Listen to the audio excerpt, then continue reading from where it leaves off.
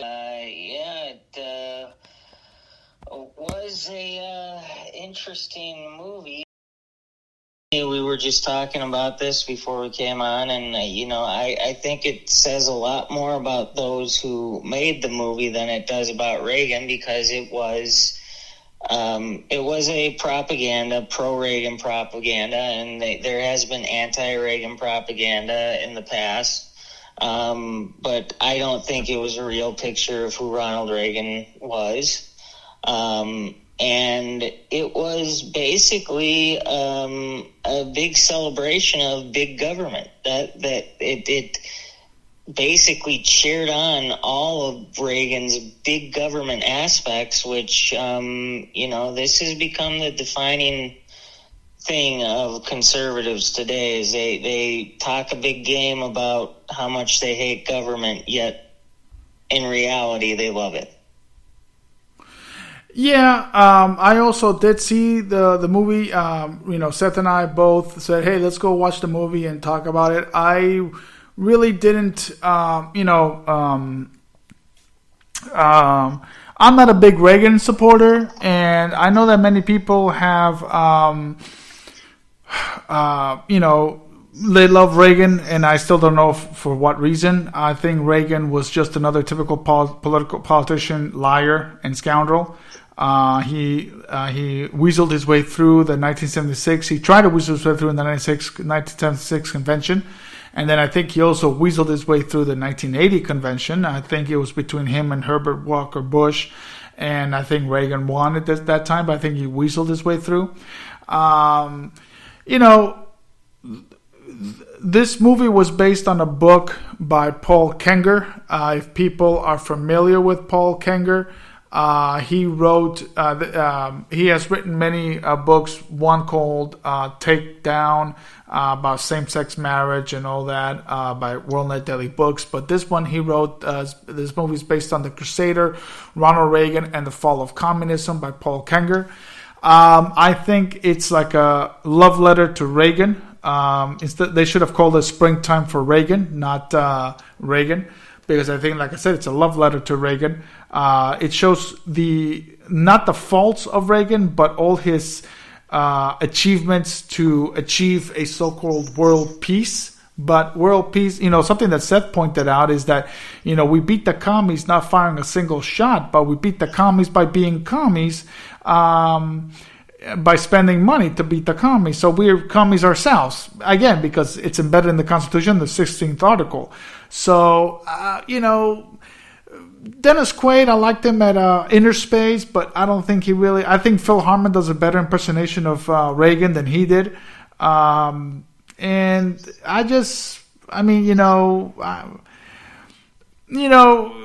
when somebody says government is not the solution to our problems, government is the problem, and yet he spends on the federal government like crazy on a military-industrial complex buildup, and also on enforcing the immigration clause and the naturalization clause, and increasing the size of the Department of Justice Immigration Services. He lied right there, and people need to wake up to that. I seriously don't care for Reagan, and I think this movie this movie was built on by Republican Actors Guild in Hollywood. You have Robert Davi, you have Jon Voight. I'm not sure about Penelope Ann Miller or Mina Savari, but those two have been in the Republican Guild of Actors. That is just pathetic. So, I mean, we could go step by step with the movies, and I think we'll do that. Here's my first take. In the beginning, he's giving on March 30th, 1981, before his assassination attempt, he was giving a speech at an FAL-CIO meeting. And, this is supposed to be Mr. Conservative, Mr. Republican. But again, he's no Robert Taft. And he's, coosing up to his union buddies because he was president of the Screen Actors Guild, or FAG, Film Actors Guild, from Team America, as we pointed out earlier before the segment. He was no concern. I mean, he fired the air traffic controllers because they went back on their words, on their contract. But, having meetings with the FOCIO doesn't make you a good man. It makes you a liberal, makes you a scoundrel. So, people are too blinded by that. And that's my first take on it. What's your first take on it? Like I said, it was a celebration of big government. The primary focus was Reagan taking on the communists, and basically, there's a line in it where Reagan talked about we have deeper pockets than them, which is why we were able to beat the communists, is we were able to spend more, which, by the way, what that means is our government was able to steal more money from us, we the people, and spend it. Remember that was what it was. It was government spending. And just for some data, during Reagan's administration, the national debt jumped from $907 billion in 1980 to $2.6 trillion in 1988. We weren't even at $1 trillion in debt yet. It was a far cry from where we are today. Like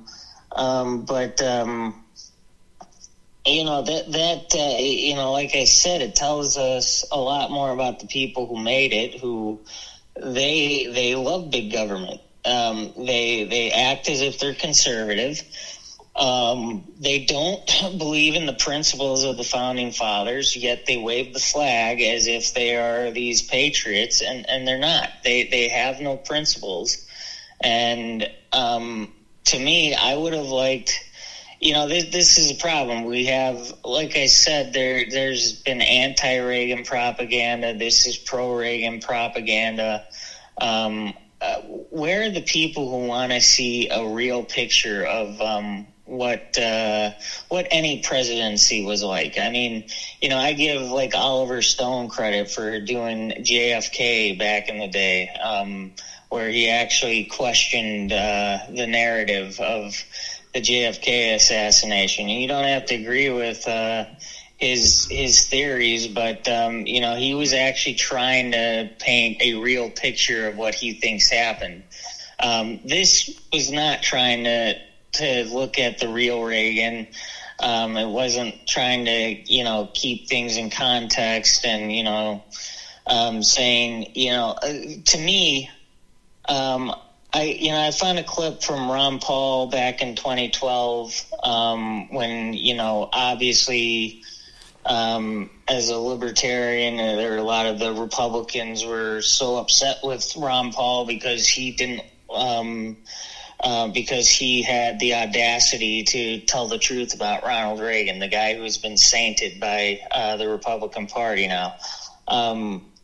Ron Paul said, I support the message of Ronald Reagan, but I don't support what he did in office because he didn't follow the message he sold. And that's where I come from. I can go back and listen to a lot of Reagan speeches, and he sounds like a good limited government, libertarian conservative. He really was a good orator. And he made you feel good. He made you feel like he was going to cut the size of government, and he did the exact opposite. And was that? Did Ronald Reagan actually believe in limited government? But he had George Bush as his vice president, and I don't know. I never met Ronald Reagan, so I don't know what Ronald Reagan was like, but I know this movie didn't show what Ronald Reagan was like. This movie was just simply a worship fest of Ronald Reagan, not trying to look for reality. And, ultimately it was a celebration of big government, and I reject that. Well, it's you mentioned prior to the segment that even though they didn't put his name on the on the captions, but you mentioned that the budget director or someone in the Treasury David Stockman, was complaining about, revenue, and, you can't keep spending and have these tax cuts. So that's typical Republicans, that, they want to offer you tax cuts, but then they want to spend. It's like, Democrats will never give us the tax cuts the Republicans will give us, but at least Democrats will never, will try to, raise our taxes but keep on the spending. But Republicans, they want to cut taxes but keep on the spending. But, the money has to come from somewhere. If it's indirect taxation and on tariffs, that's not going to affect the sovereign states, that's fine. I have no problem with that. But, I don't think Reagan even understand the 16th article to the Constitution and what he's supposed to do and not to do. So, you're right. This movie was a love letter. We've seen anti-Reagan movies. We've seen, and this is the first actually love letter to Reagan.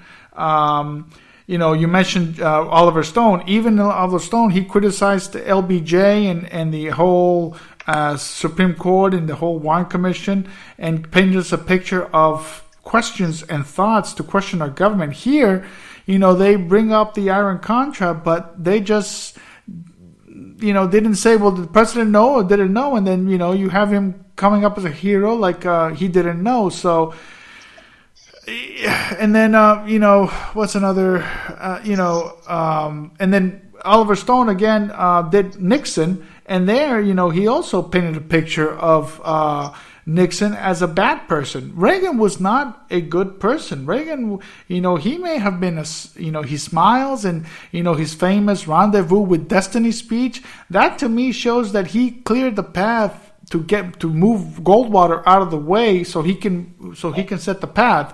And I think that probably he made an alliance. Now, I don't know this because, I never met Reagan or Nelson Rockefeller, the liberal establishment, but there's no doubt in my mind that probably Reagan made an alliance with the Eastern establishment to have Goldwater lose the election because, Reagan was not, I don't think he was a very nice person, and I think he was a crook.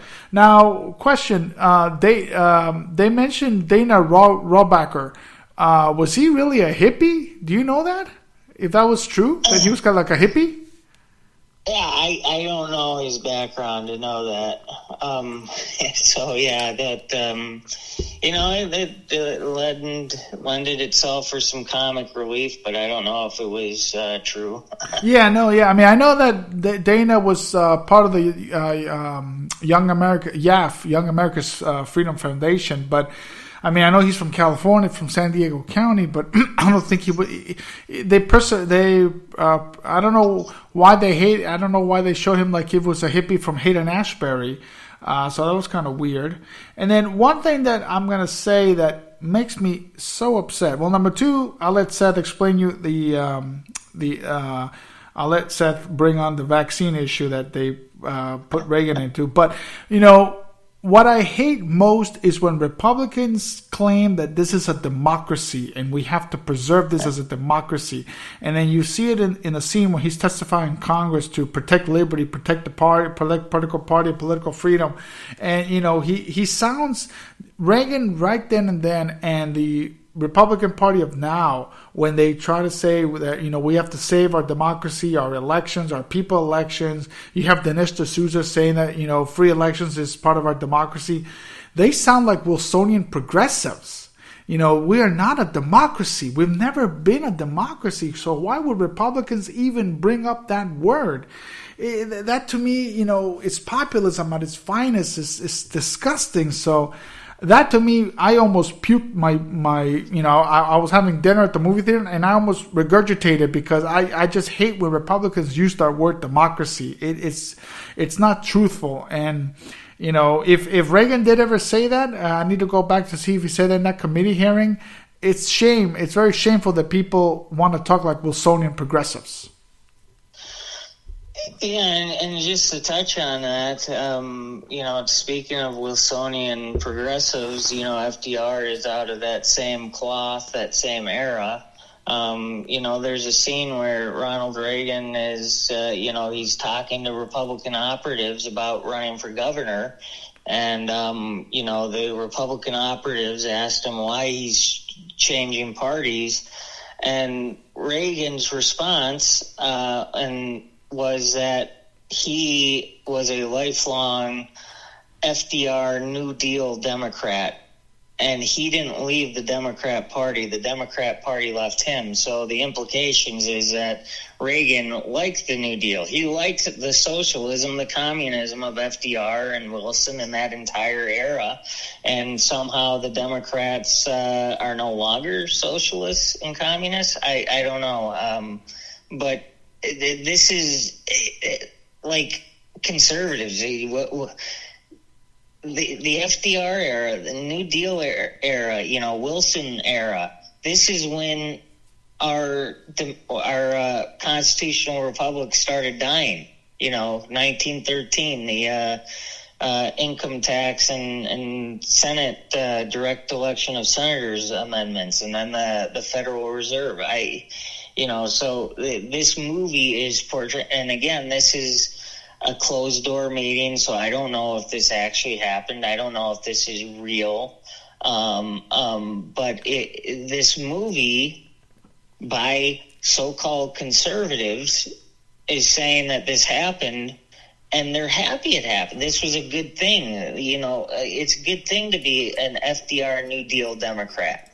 Like this is so disgusting. It's like this is where the death of America stems from, is that era.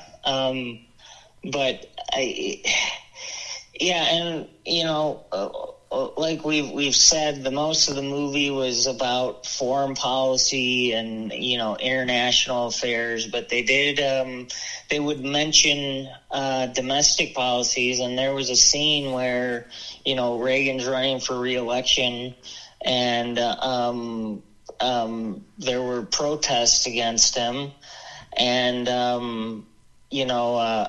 that they're running through like headlines from newspapers and stuff. And one of the headlines was about Reagan giving immunity to the big pharma, to vaccine companies and vaccine makers. So they recognized that Reagan gave immunity to big pharma for vaccines. And that was a left-wing cause to go after Reagan on that. Conservatives, this is something we should be championing. We should be calling out Reagan for the absolutely criminal action of giving immunity to big pharma. But this movie paints it as a good thing. That was a left-wing cause to go after Reagan for that. So you should be for immunity for big pharma. This is, like I said, to me, it tells me a whole lot about the people who made this. That none of them have principles. They have foisted up Ronald Reagan as a god, and whatever Reagan said and did was a good thing.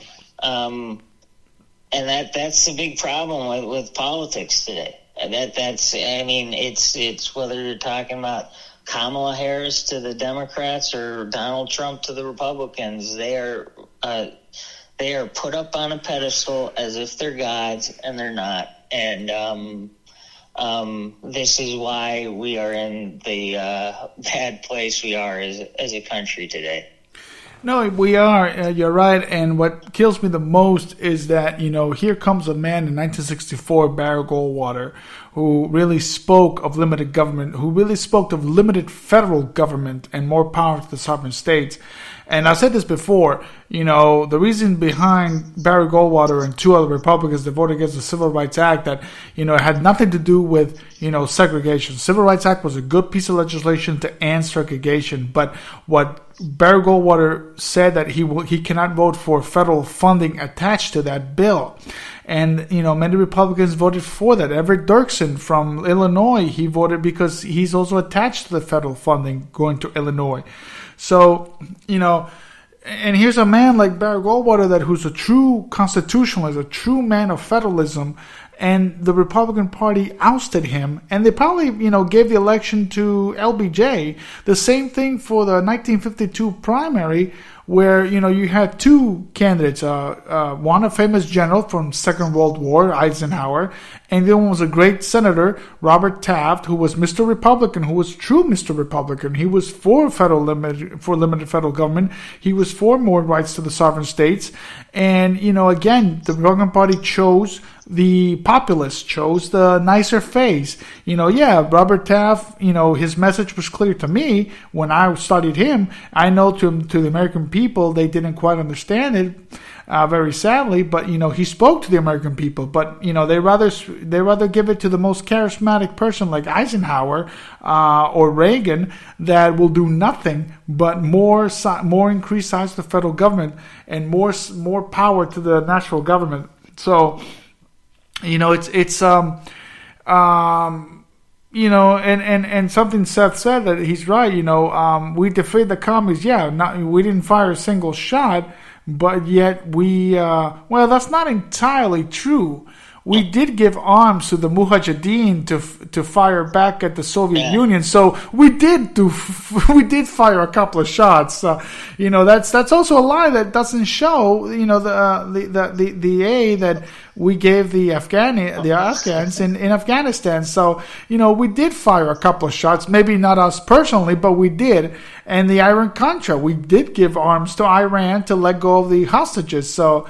But of course they want to put him on a pedestal. And then of course, right at the end, Reagan did suffer from Alzheimer's, and it's a very sad disease, and the way the human being deters from that disease is very awful, and we feel bad. But they made him into a hero. But him riding into the sunset in his horse, I'm like, really? I mean, I'm not asking Hollywood to do a movie about Calvin Coolidge, because I don't think many, I don't think John Voight or Kevin Sorbo or Robert Davi know who Calvin Coolidge, because they're not conservatives.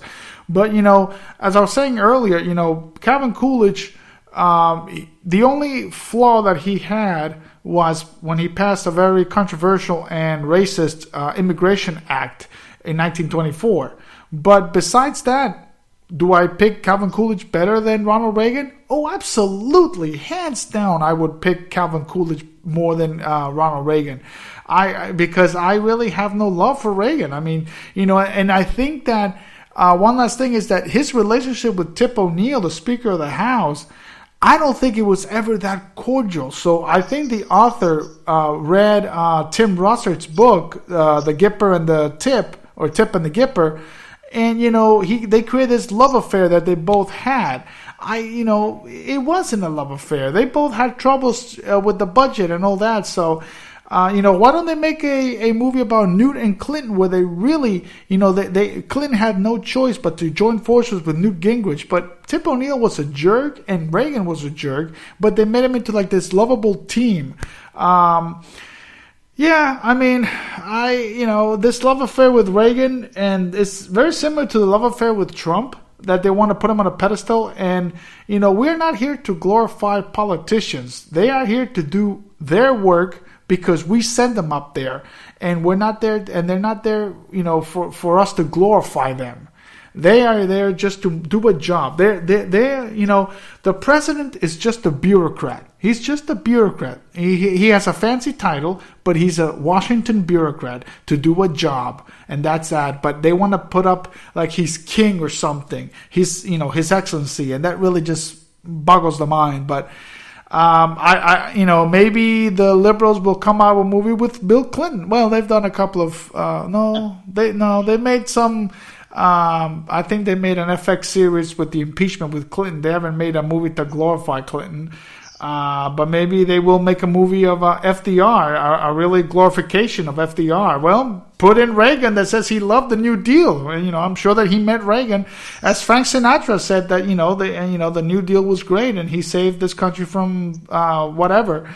But that was going on at the time. But, the thing is that, just to point out your thing, Seth, is that, when he says that the Democrat Party didn't leave him. I didn't leave the Democrat Party. They left me. So what? Republicans have to open up. See, and that's the issue with Republicans, is that they welcome anybody regardless of what their history is. I would have accepted Reagan into the Republican Party. He says, no, you're a Democrat? Bye-bye. The same thing with Trump. You're a Democrat or Reform or whatever? No, you can't join our party. And, but this thing, it's just very boggles the mind. But I give it, in the words of Roger Ebert, Leonard Maltin, I give it 5 turkeys. Yeah, there's a lot you said I want to touch on.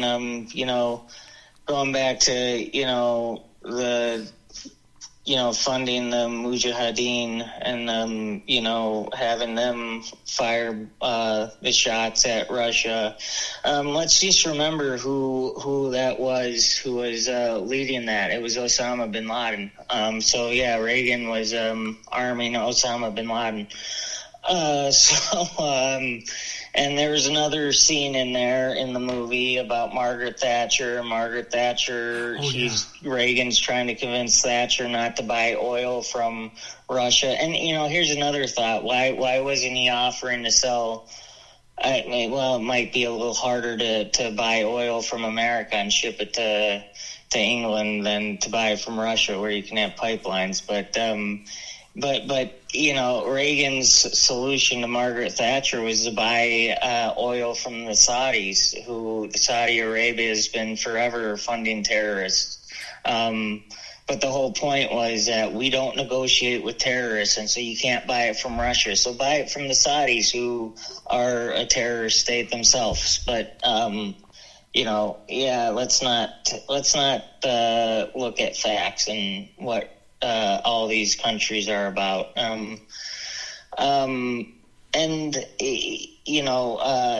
Bringing up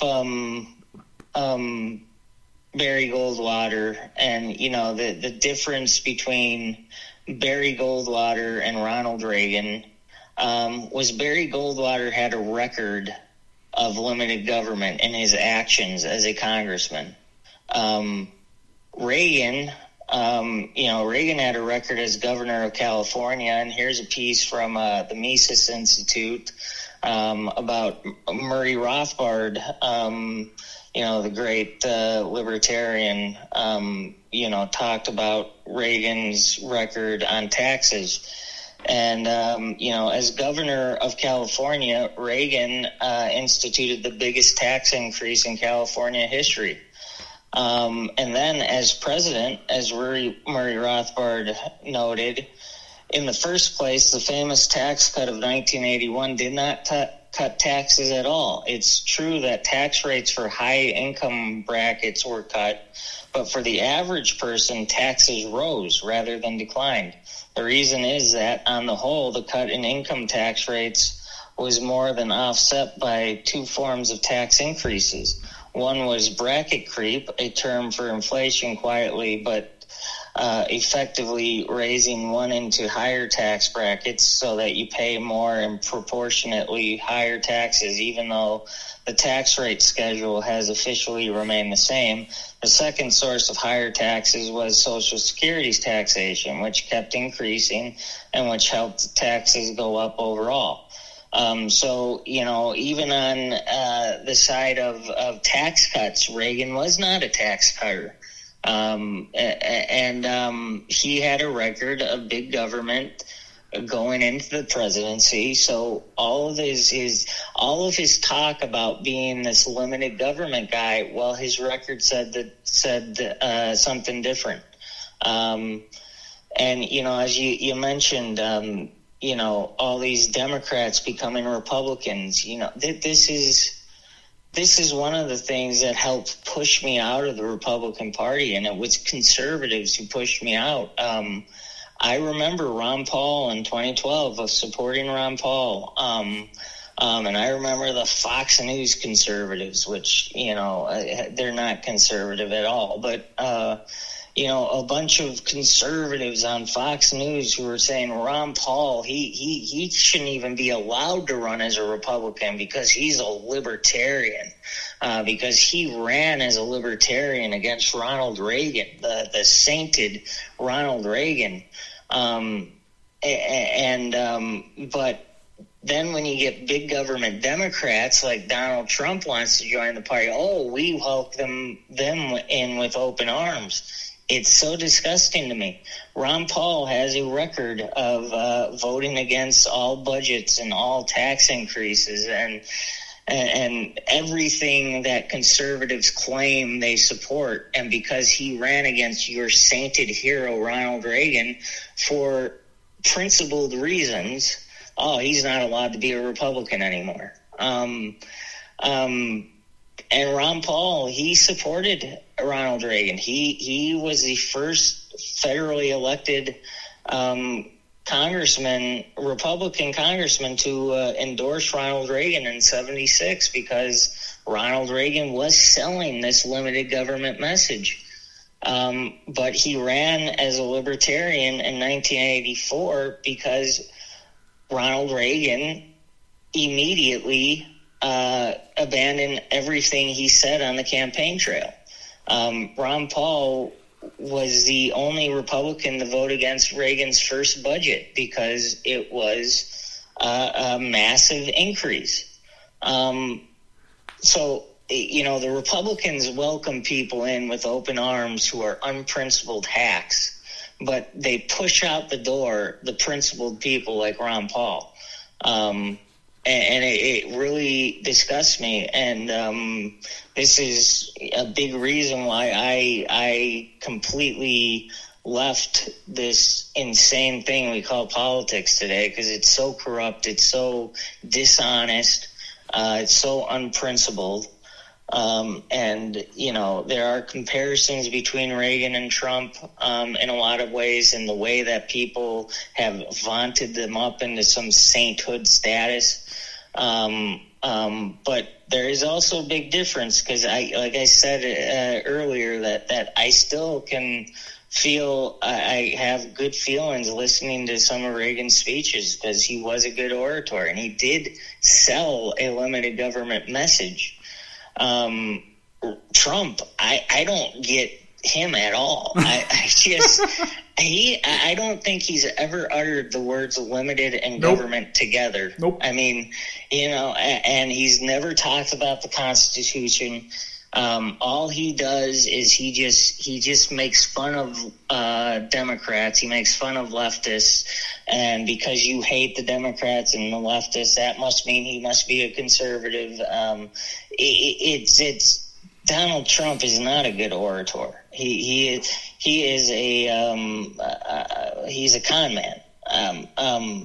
And I guess Reagan was a con man too, when you look at it. But at least he sold a good message. So I understand why people have these warm feelings about Reagan. I do not understand it with Trump at all.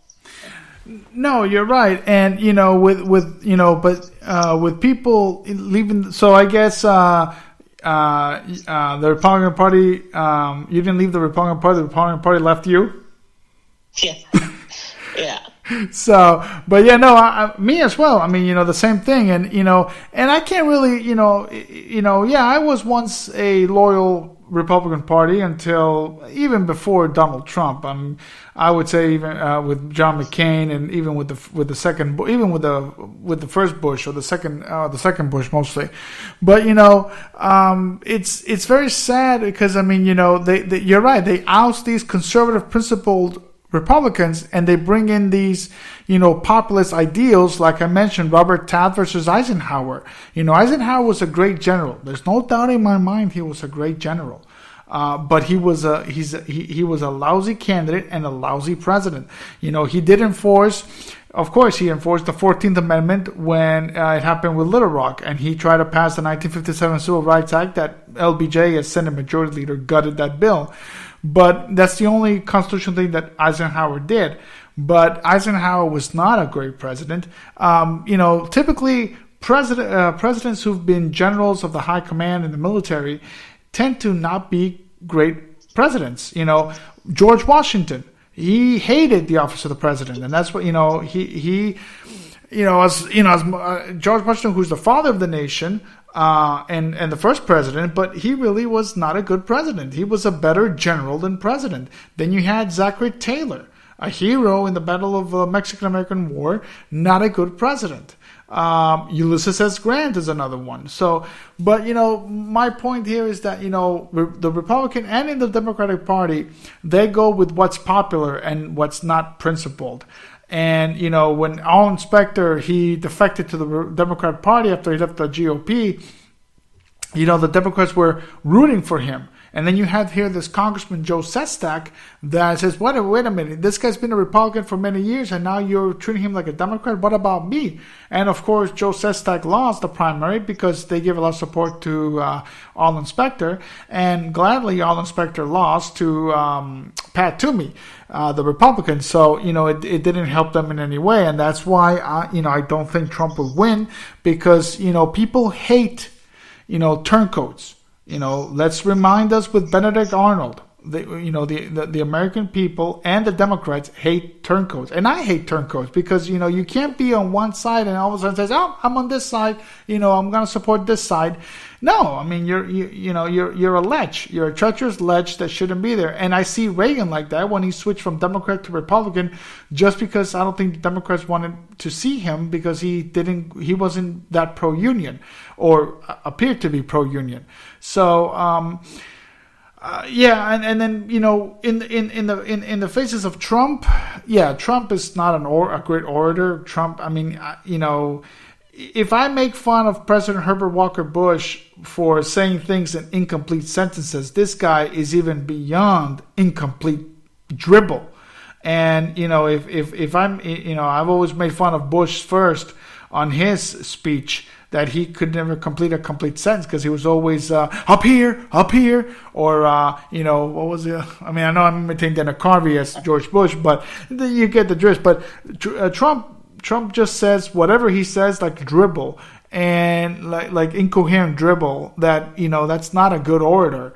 And yeah, you're right. Reagan was a great communicator, he sold a great message. And that's why they put that in his in the movie in 1980 when he was debating with Jimmy Carter and says, "Are you better off than 4 years? And if you are, okay, vote for that guy. But if you're not, vote for a new choice." That's a great message, But Trump has tried selling that message, and it just doesn't. He can't pull it through because he sucks at it. Reagan knew it. And people fell like that. People fell with Bill Clinton. Remember 92? It's the economy, stupid. That was the slogan that Bill Clinton came out of. And people, boom, fell in love with Bill Clinton. They go with the charismatic. They go with the most populist. Trump, he tries to be a populist, but he really can't do it. TR was a populist. When he got shot, he kept on going. I mean, he actually did get shot. I didn't see any ketchup packets in TR's assassination attempt. He actually got shot, but he kept on going because he was a great orator and a great communicator. But it's this fascination. I just and the last thing. I mean, I just didn't quite remember. I mean, I wanted, what they should have put in the movie is, the 1980 debate, the 1984 debate, of course, him saying about Walter Mondale's age, that's also great. But I think also what should have been there that, I think the 1980 Nashua, New Hampshire, primary meeting, it made Reagan look like a bit of an a-hole. Like, Mr. Chairman, I paid for this microphone. I mean, yeah, okay, but they don't want you to talk, so, you need to sit down and shut up. So that's why maybe they didn't bring that scene into the movie, because that painted Reagan like an a-hole. And they, I can see why they didn't bring that scene. And they brought the scene of 1980, 1984, and then, of course, his famous Berlin speech, Gorbachev, tear down this wall. But, you're right. In my conclusion, I think it's a love letter to Reagan. I think they try to, it's a shame that they do love letters to this guy, but they can't do a love letter to James Madison or Thomas Jefferson because, well, Thomas Jefferson, they'll bring up the Sally Hemings issue, and I feel bad for the poor guy. I mean, yeah, he has sexual relations with a slave, but he still did some great things. And the same thing with James Madison or Calvin Coolidge or Grover Cleveland. Why can't they make a movie about them? Why this guy? I mean, they're probably going to make a movie about TR if they want to because they want to compare TR to Trump. Or they want to compare, or maybe Republicans, Robert Davi will make a movie about FDR and compare that to Trump. I'm sure, like locking up Japanese like Trump locked up Muslim Americans. So, bottom line, my conclusion is, it's a love letter to Reagan. It'll probably be a love letter to another Republican that this Republican establishment loves.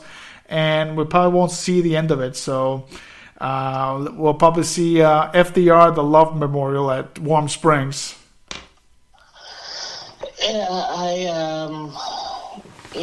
I just, it sets up Reagan as some Machiavellian power player on world stage. And, it's very interesting. Like you said, it focused on international relations. Yeah.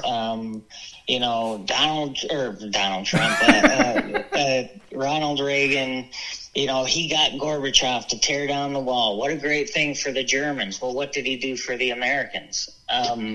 It completely glosses over any, it makes mention of domestic affairs, but it never really focuses on any of them.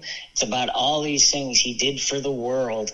And isn't that what America's all about? Is we're supposed to control the world. Oh, no, I agree with the founders.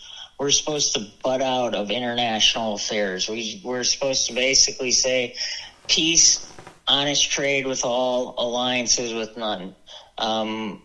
What happens, and I actually believe in national sovereignty. I think every nation should be able to run their country the way they see fit, and the rest of the world can shove off. America has no right to tell Russia how to live.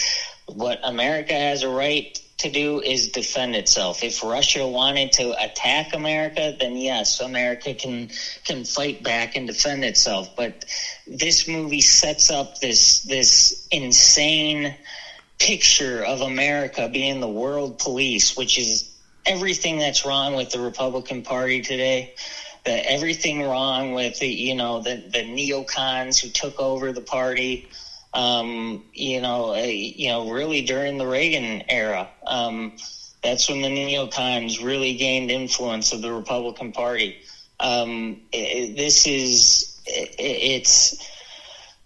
It's just kind of sad that, you can have this movie that's a celebration of big government, and conservatives are going to go to it and they're going to feel good about big government, even though what they claim to believe in is the exact opposite. And hopefully people like us can kind of wake people up to this. But I don't know. In terms of movie making, I thought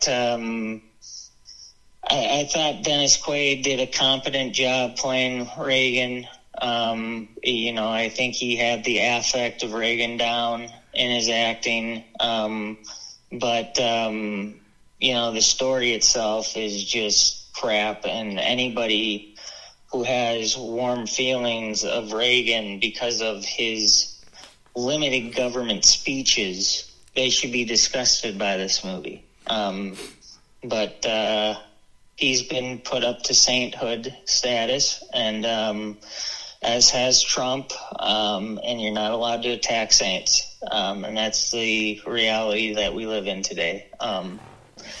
And that's the big problem today is people idolize these politicians, and you got to stop it. It doesn't matter, even if Reagan was the limited government hero people thought he was, you don't put him up on a pedestal. He's a human like the rest of us. And ultimately, the president is supposed to be a servant of the people, not a hero saving the world.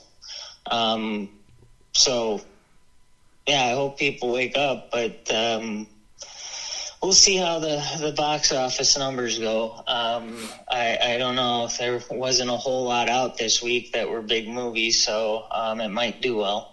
I mean, the movie theater, the one that I went was at 8 o'clock at night. It wasn't that filled up. Now, did you get anybody in your theater that said, "We love you, Ronnie"? Did anybody say that? I didn't hear any of that, and I was in actually a fairly filled theater. I did hear people weeping at the end. Yeah. It tugs on your emotions. I mean, if you're somebody I'm not much of an emotional guy, so even if, so I don't cry at movies, no matter what, but, it did tug on your emotions, and that's what it was intended to do. It doesn't want you to be a critical thinker. It wants you to be emotional. No, yeah, that's what. Buy the narrative. Yeah, and that's what I got at the ending of his funeral procession around D.C. and all that, and then you see Nancy Reagan hugging and kissing the casket, and then there's some people that I heard sniffing and all that. Yeah, they want you to they want you to get sucked in by emotions and not really, as you said, as you point out, critical thinking and think about Reagan's what he did. And you're right, and you're absolutely right. This whole movie was big government defense and big government on foreign affairs, and not a touch on the economy or what really happened with Reaganomics, with trickle down economics. That people think that's also great, but it's not. But it's funny that during the 30s and the 40s, 50s, 60s, 70s. Washington always gave funds to social service jobs. You had the New Deal programs, you had the Great Society, you had Jimmy Carter's programs, and then come 1980, and then decided, we can't keep feeding money into these programs. Let's give it to Wall Street, and let's see Wall Street can boom up the economy. And again, you can't do that either. And this is why we're in the mess that we are right now, even with the housing market that curtailed in 2006. You can't give free money, whether it's through social services or through economic services like Wall Street, because they're gonna outspend that money. You saw in the 1980s where people were buying stereos and cars and the new and the new fashion, because those yuppies were using that money to buy that. So that's, and then And the thing is that's what happened in the 1980s with Reagan. He started spending the federal money on this stuff, and that's where we are right now. And then now we're kind of not even giving it to the American people anymore. They were kind of doing it during Trump, and then now with Biden a little bit, but now they're not really giving back that money. So, Reagan was not. I mean, as you said, he was a great orator on freedom and liberty and all that, but he really was not. And they just pointed that. So, but yeah, I did. One person screamed out, "We love you, Ronnie," and I just chuckled and says, "What a trumper, what a moron," because he's falling down into this, pedestal. I'm sure that the same actors, maybe John Voight will not see it, will not star in it, but I'm sure that the same actors that were in Reagan will do a love affair for Trump. Will do a movie that showed Trump. I really, I really do want to see that one, because I'm sure that they're going to hide his vaccine mandates, or when he shut us down for COVID. So I'd like to see that if how truthful that will be. Trump, the love affair of 2026. I'm sure that we'll see the same actors that we see it here, even with Dennis Quaid, because I know Dennis Quaid has said in interviews with Fox News that he's a Trump supporter. I'm sure he'll maybe starring Donald Trump. He's going to have to get a bigger hair for his wig, a bigger hairpiece for his head. So we'd like to see that. But this love affair for politicians. I mean, I admire Coolidge. I admire Goldwater. I admire anybody who's dead at this moment, except for Ron Paul. He's still alive, but I haven't listened to Ron Paul. But when people ask me, who do I admire? And I said, dead or living? Because living, I don't admire anybody. Thomas Massey, sometimes. Mike Lee, no. Ted Cruz, hell no. Rand Paul, whatever. So, I admire dead people, dead politicians, but the living, I don't admire. Reagan, I don't admire. Well, he's dead, but I don't admire Reagan. But just to bring it to a close, and I'll let you give a closing statement. See for yourself. See if you like this movie, and I would like to hear what you think of Reagan after you see this movie. I'll just say, engage your critical thinking, because that's what the powers that be don't want you doing. They want you to be emotional, and this movie was to try and tug on your emotions. I don't know how accurate it was in terms of the closed door meetings, and I like to think Reagan was not as Machiavellian and justify the means type of person as this movie portrays and celebrates. Reality is they're almost all that bad. Democrat, Republican, they're all Machiavellian, and just engage your critical thinking. If you go see it, be a critical thinker. Don't just fall for the emotional propaganda. Exactly. Good choice of words, Seth. And with that note, hope you guys have a great Labor Day day tomorrow. Remember, it's workers' freedoms, not union freedom. It's workers' rights. And enjoy yourself and have yourself a great night. Good night.